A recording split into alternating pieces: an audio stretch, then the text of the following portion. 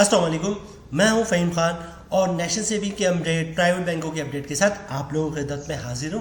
और रिक्वेस्ट आप लोग से यही है, अगर आप हमारे चैनल पर नए हैं तो चैनल को सब्सक्राइब कर दें, वीडियो को लाइक कर दें, वीडियो को शेयर कर दें, बेल आइकन को प्रेस कर दें ताकि डेली बेसिस पे जब आप लोग के वीडियोस बना रहे हैं, चाहे वो नेशनल सेविंग से रिलेटेड हो या फिर प्राइवेट बैंकों से रिलेटेड हो, वीडियो फर्स्ट ऑफ ऑल आप लोग को मिले और आप लोग ज़्यादा से ज़्यादा फ़ायदा हासिल कर सकें।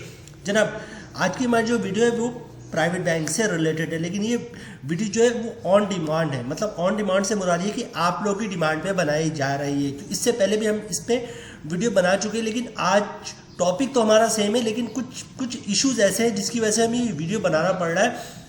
आप लोगों की डिमांड ये है कि भाई हमारे साथ वो प्राइवेट बैंक की वो स्कीमों को शेयर करें जिसका प्रॉफिट रेट या तो सर्वा इस्लामिक सेविंग अकाउंट के बराबर हो या सर्वा इस्लामिक सेविंग अकाउंट से ज़्यादा हो। अगर ज़्यादा हो तो सबसे बेस्ट है, सबसे पहले वो वीडियो हमारे साथ शेयर किया जाए जिसका प्रॉफिट रेट जो है वो सर्वा इस्लामिक सेविंग अकाउंट से ज़्यादा हो या एटलीस्ट सर्वा इस्लामिक सेविंग अकाउंट के बराबर हो।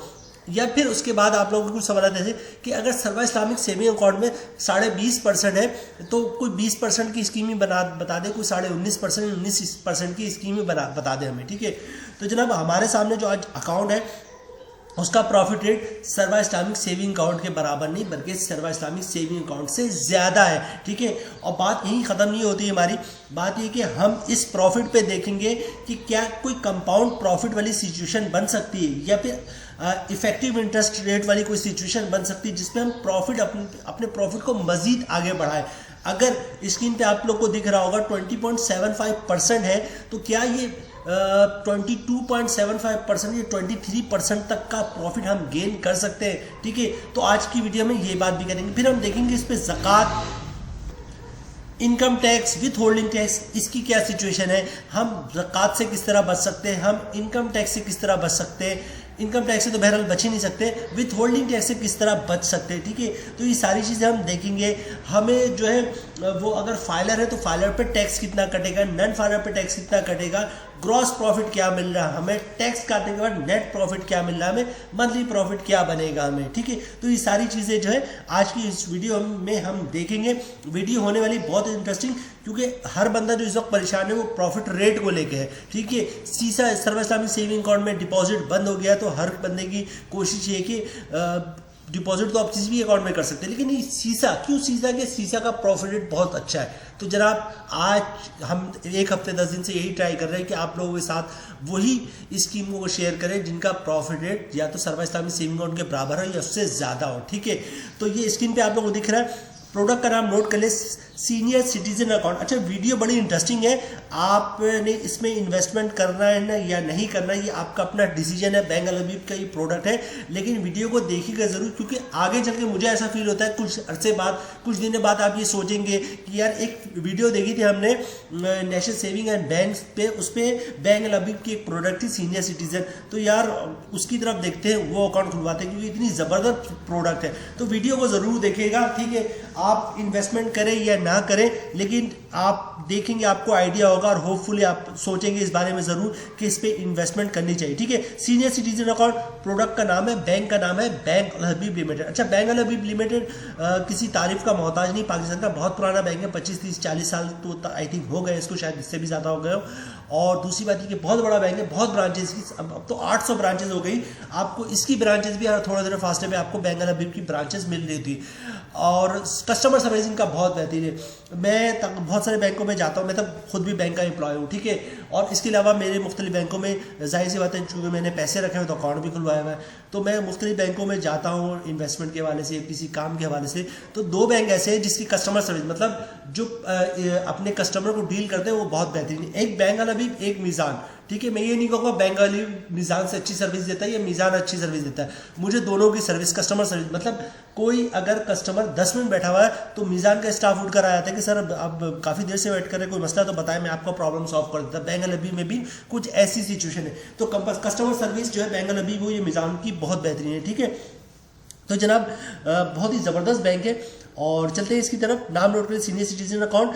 अच्छा, उसके बाद लिख रहे हैं जनाब growing gold and special privilege, मतलब गोल्ड किसको कहते हैं, सोने को कहते हैं। तो सोने के जैसा जो है आप अच्छा प्रॉफिट गेन करेंगे। ठीक है, आगे चलते जरा आप क्या कह रहे हैं, Al Habib senior citizen account extends special benefits in individual age 60 years and above. ठीक है, बैंक वाले भी अकाउंट लेकर आया सीनियर सिटीजन अकाउंट उन लोगों के लिए जिनकी उम्र 60 साल या 60 साल से ज़्यादा है। ठीक है, ये बात हो गई।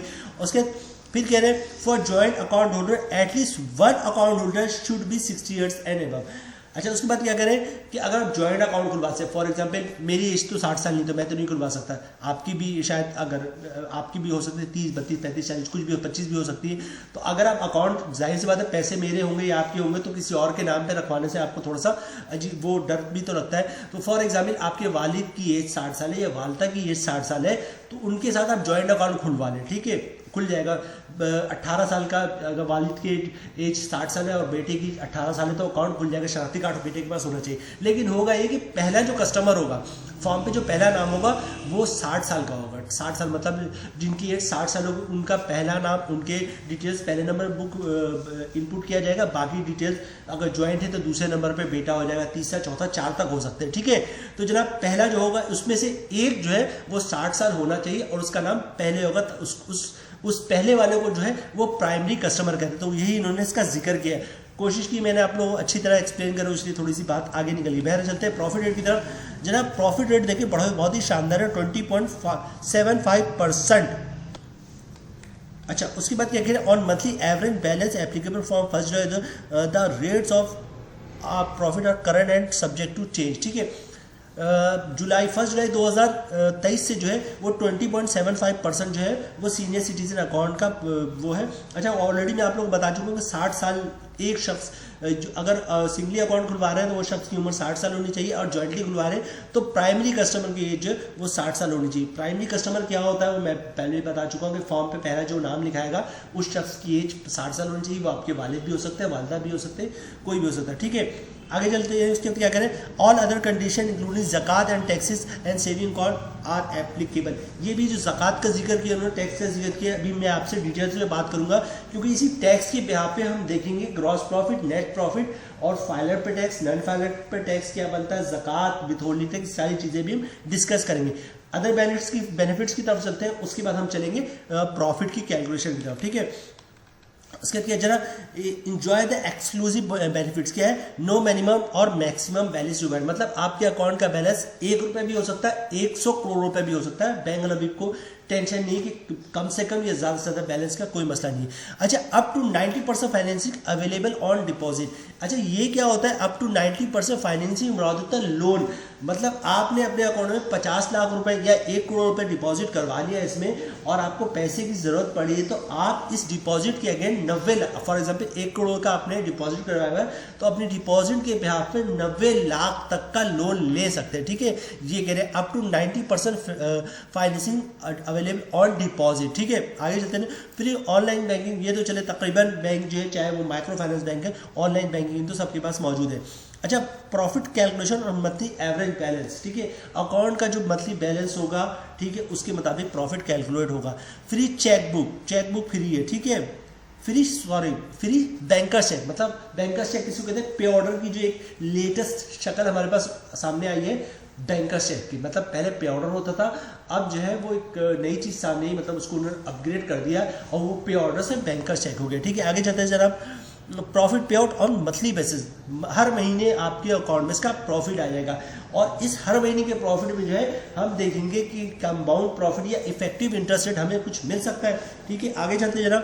No restriction on deposit and withdrawals, मतलब कि एक दिन में 10 दफ़ा आप पैसे जमा करवाएं और 10 दफ़ा निकलवाएं, कोई मसला नहीं है। ठीक है, इसका मतलब यही नहीं निकलता। आगे चलते हैं। अट्रैक्टिव प्रॉफिट रेट, वो ऑलरेडी मैं आप लोगों को बता चुका हूँ, बहुत शानदार प्रॉफिट रेट है। Free e statement, monthly basis या 3 महीने, 6 महीने, साल भर का आपको स्टेटमेंट मिल रहा होता है। मैंने खुद खुलवाया हुआ है, हर महीने मेरे ईमेल पे ई स्टेटमेंट आ जाता है। डेबिट कार्ड फैसिलिटी मौजूद, मतलब एटीएम फैसिलिटी मौजूद है।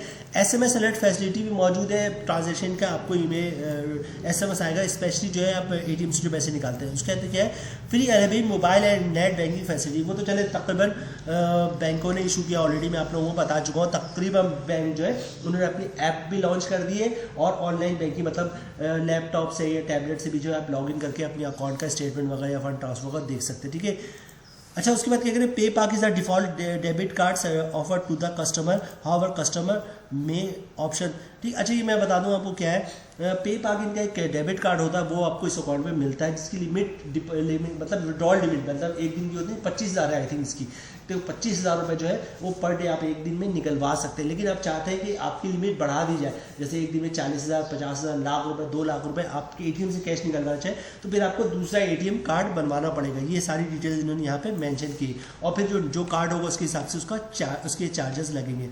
अच्छा जनाब यहाँ पे देखिए ये रेट देखिए 20.75% इनका रेट है, और इसी के मुताबिक हम इसकी कैलकुलेशन देखते हैं, ठीक है। प्रॉफिट रेट जो है, ये मेरी एक्सेल की शीट है, बहुत ही ज़बरदस्त शीट है, और जो नई नस्ल है उनको तो मैं तो कहता हूँ अगर बच्चा 5 क्लास में भी हो तो उसको अभी से एक्सेल जो है वो सिखाना शुरू कर दे, क्योंकि जो अभी करंटली दौर है वो एक्सेल का है। पूरे बैंक का जो डाटा है वो आपको एक्सेल पे ही मिल रहा होता है। इसके अलावा बड़ी बड़ी ऑर्गेनाइजेशन जो है वो एक्सेल पे ही काम कर रहे होते हैं। मेरा दोस्त इंजीनियर था, और जब उसको जॉब हो गई, इसकी इंजीनियर NID से इंजीनियरिंग किया, जब उसकी जॉब हो गई तो उसको कोई 6 महीने तक अपने बॉस से इतना सुनना पड़ा कि उसको एक्सेल नहीं आती थी, कि यार तुम इंजीनियर बन गया तुम्हें एक्सेल नहीं आती। 6 महीने बाद जब उसने अपने दोस्तों से किसी इंस्टीट्यूशन से एक्सेल पे थोड़ा कमांड हासिल किया, एक्सेल के फार्मूले हासिल किए, तब वो बॉस की बातें सुनने से बच गया, ठीक है। तो एक्सेल इतना ज़रूरी हो गया, इंजीनियर की अहमियत नहीं है, एक्सेल की अहमियत है, ठीक है जनाब। चलते हैं अपनी एक्सेल शीट की तरफ, प्रॉफिट कैलकुलेशन को देखते हैं।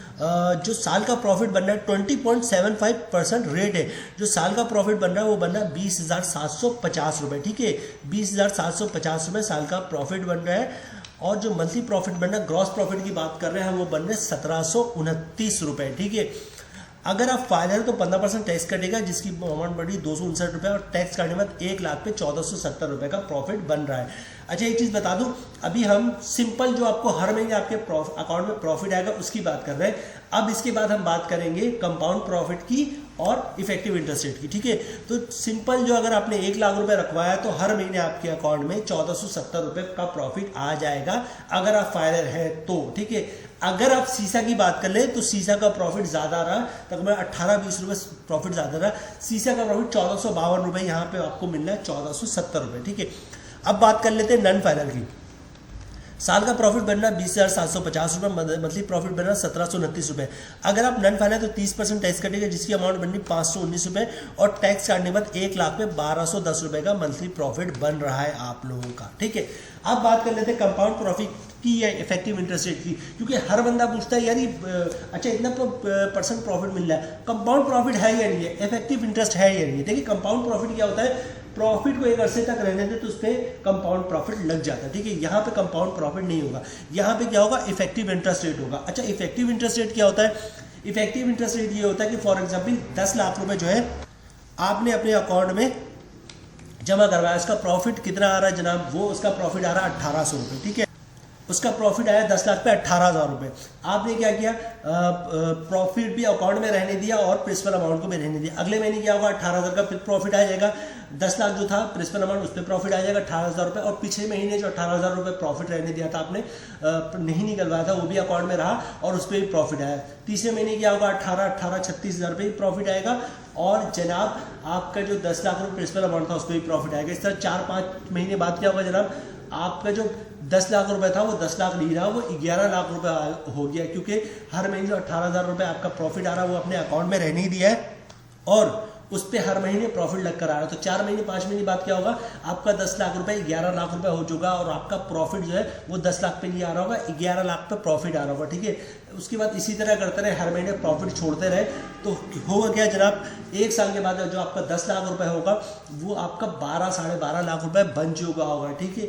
और जो प्रॉफिट आपका आ रहा था 20.75%, वो आपका तकरीबन 2% का इजाफा हो जाता है, तो तकरीबन 22.75% के हिसाब से आपका प्रॉफिट बन जाएगा, ठीक है। अब यहाँ पे सवाल ये पैदा होता है, लोग कहते हैं कि भाई हम तो चलते ही प्रॉफिट पे, मतलब हमारा जो घर का खर्चा चलता है वो प्रॉफिट पे ही चलता है, प्रॉफिट के पैसे आते हैं तो घर का खर्चा चलता है, हम अगर प्रॉफिट भी रीइन्वेस्ट कर देंगे तो खाएंगे क्या। देखिए हम जो यूट्यूबर्स हैं, हमारा काम है आप लोगों को आइडिया देना। आपके अगर फोर्स किसी शख्स के साथ ये मसला है कि प्रॉफिट भी चल रहा होता है, तो कोशिश ये करें कि जितनी ज़रूरत हो ना उतना ही पैसा निकालें। फॉर एग्जांपल सपोज करते हैं कि 60,000 रुपये आपका महीना का प्रॉफिट है, तो आप ऐसा ना करें कि पहले दिन 60,000 रुपये निकलवा लें। आपको 5,000 की ज़रूरत है, 5,000 आप ATM से निकाल लें, फिर 5-10 हज़ार की जरूरत पड़ी, फिर 4 दिन बाद 10,000 रुपये निकाल। इससे क्या होगा, अकाउंट में जितने अरसे टाइम तक पैसे रहेंगे उतने अरसे तक प्रॉफिट मिलता रहेगा, ठीक है। या फिर 100% लोगों के साथ ये मसला नहीं है कि वो प्रॉफिट ही पे चल रहे होते हैं। बहुत सारे लोग ऐसे हैं कि प्रॉफिट को भी री इन्वेस्ट कर रहे होते हैं और मंथली जो उनकी इनकम होती है उसमें से भी बचा रहे होते हैं और वो भी बैंकों में री इन्वेस्ट कर रहे होते हैं। तो हमारा काम होता है आप लोगों को आइडिया देना है, ठीक है, बाकी आप लोगों को डिसीजन लेना है कि आपने प्रॉफिट को री इन्वेस्ट करना है या यूटिलाइज करना है। बहरहाल एक नज़र हम इस पर भी देख लेते हैं कि इफेक्टिव इंटरेस्ट रेट के बाद क्या प्रॉफिट बन रहा है, ठीक है। साल का प्रॉफिट बन रहा है जनाब, 1 लाख की बात हो रही है, 20.7% के हिसाब से 1 लाख में बन रहा है 22,750 रुपए का प्रॉफिट। दैट इज ग्रेट, ठीक है। 1 लाख में 22,750 रुपए का प्रॉफिट। ग्रॉस प्रॉफिट की बात करें, मंथली ग्रॉस प्रॉफिट बन रहा है 1896 रुपए, तकरीबन 1900 रुपए बन रहे हैं। 1 लाख में मंथली 1900 रुपए का profit. Would you believe, 1 lakh में 1900 रुपए का, ठीक है। अच्छा, इस पर टैक्स भी कटेगा। अगर फाइनल है तो 15% टैक्स कटेगा, जिसकी अमाउंट बननी है 284 रुपये, और टैक्स काटने के बाद 1 लाख पे 1611 रुपये का प्रॉफिट बनना है। नेट प्रॉफिट हर महीने आपका बन रहा है 1611 रुपये। इसी तरह बात कर ले जनाब नॉन फाइनल की, तो साल का प्रॉफिट बनना है 22,750 रुपये, मंथली प्रॉफिट बनना है 1896 रुपये। अगर आप नॉन फाइनल 30% टैक्स कटेंगे, जिसकी अमाउंट बननी 569 रुपये, और टैक्स काटने के बाद 1 लाख पे 1327 रुपये का प्रॉफिट बन रहा है नॉन फाइनल का। तो जनाब फाइनल का तो बहुत ही शानदार है। ग्रॉस प्रॉफिट बन रहा है 1896 रुपये, नेट प्रॉफिट बन रहा है 1611 रुपये। तो ये वो प्रोडक्ट है बैंक अल हबीब की, जो आपको सर्वा इस्लामी सेविंग अकाउंट से ज़्यादा प्रॉफिट दे रहा है। ना सिर्फ ज़्यादा दे रहा है बल्कि कंपाउंड प्रॉफिट या इफेक्टिव इंटरेस्ट लेकर, तो ये तो 1900 रुपये तक का प्रॉफिट जा रहा है। उम्मीद है वीडियो आप लोगों को पसंद आई होगी। आप लोगों की रिक्वायरमेंट के मुताबिक हमने ये वीडियो बनाई है, ठीक है। और इसका बैंक भी बहुत शानदार है, प्रॉफिट रेट भी बहुत शानदार है, और इनकी सर्विस भी बहुत ही लाजवाब है। उम्मीद है वीडियो आप लोगों को पसंद आई होगी। रिक्वेस्ट आप लोग से यही है, अगर आप हमारे चैनल पर नए हैं तो चैनल को सब्सक्राइब कर दें, वीडियो को लाइक कर दें, वीडियो को शेयर कर दें, बेल आइकन को प्रेस कर दें, ताकि डेली बेसिस पे जो हम आप लोग के लिए वीडियोस बना रहे हैं, चाहे वो नेशनल सेविंग से रिलेटेड हो या प्राइवेट बैंकों से रिलेटेड हो, वीडियो फर्स्ट ऑफ ऑल आप लोग को मिले और आप लोग ज़्यादा से ज़्यादा फायदा हासिल कर सके। मिलते हैं नेक्स्ट वीडियो में इंशाल्लाह, तब तक के लिए अल्लाह हाफिज़।